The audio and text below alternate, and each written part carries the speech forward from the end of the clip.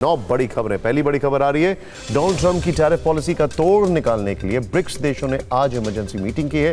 इसमें विदेश मंत्री एस जयशंकर, चीन के राष्ट्रपति शी जिनपिंग, रूस के राष्ट्रपति व्लादिमीर पुतिन और ब्राजील के राष्ट्रपति लूला डिसिल्वा शामिल हुए। इस मीटिंग में विदेश मंत्री ने कहा कि बहुपक्षीय स्वास्थ्य व्यवस्था दुनिया को असफल कर रही है। आज ब्रिक्स बैठक का फोकस अंतर्राष्ट्रीय अर्थव्यवस्था को स्थिर करने का है।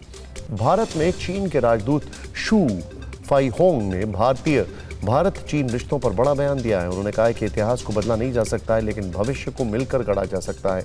भारत और चीन को इतिहास से सबक लेकर शांति और सहयोग की मशाल आने वाली पीढ़ियों को सौंपनी होगी।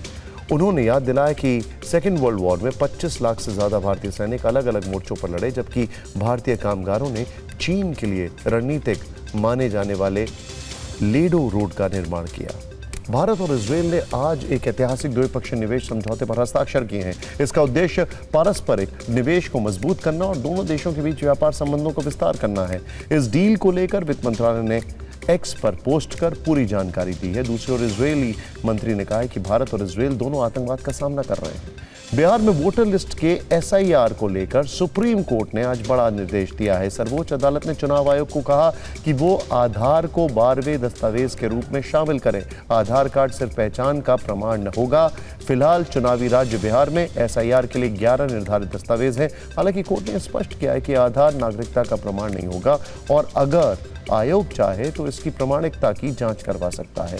अब इस मामले में अगली जो सुनवाई है वो सोमवार को होगी। ऑनलाइन गेमिंग एक्ट के खिलाफ अलग अलग हाई कोर्ट में दायर की गई सभी याचिकाओं की सुनवाई अब सुप्रीम कोर्ट में ही होगी। केंद्र सरकार की मांग पर सुप्रीम कोर्ट ने आज ये आदेश दिया है। ये कानून रियल मनी गेम्स पर पूरी तरह पाबंदी लगाता है, जिसके खिलाफ कर्नाटक, दिल्ली और मध्य प्रदेश हाई कोर्ट में याचिका दायर की गई है। सेना ने कश्मीर के कुलगाम में मुठभेड़ के दौरान 2 आतंकियों को मार गिराया है। आज सुबह जंगलों में आतंकियों और सुरक्षा बलों के बीच मुठभेड़ शुरू हुई। सेना ने इसे ऑपरेशन गुड्डन नाम दिया है। मारे गए एक आतंकी की पहचान शोपियां के रहने वाले आमिर अहमद डार के रूप में हुई है। वो लश्कर-ए-तैयबा से जुड़ा हुआ है। भारत ने PNB से हजारों करोड़ का फ्रॉड करने वाले भगोड़े मेहुल चोकसी को बेल्जियम से वापस लाने की कोशिशें तेज कर दी है। केंद्र ने बेल्जियम सरकार को एक लेटर में बताया कि चोकसी को मुंबई के आर्थर रोड जेल के बैरक नंबर 12 में रखा जाएगा। वहां एक कोठरी में 6 लोगों के रहने की क्षमता है। भारत ने बेल्जियम को भरोसा दिलाया है कि चोकसी को ह्यूमन राइट्स के मुताबिक रखा जाएगा। डोनाल्ड ट्रंप के सलाहकार पीटर नवारो ने एक बार फिर से भारत विरोधी बयान दिया है। इस बार उन्होंने सोशल मीडिया प्लेटफॉर्म एक्स पर अपनी भड़ास निकाली है। अपनी नई पोस्ट में नवारो ने भारत पर रूसी तेल खरीदने का आरोप लगाया और इसे ब्लड मनी बताया है।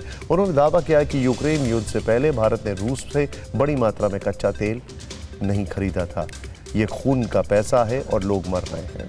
इजरायल के यरूशलेम में आज एक आतंकी हमले में 5 लोगों की मौत हो गई। यरूशलेम के रमोत जंक्शन के एक बस स्टॉप पर अंधाधुंध गोलीबारी की गई। गोलीबारी करने वाले हमलावरों को IDF सैनिक और एक हथियारबंद नागरिक ने घेर लिया और गोली मारकर ढेर कर दिया।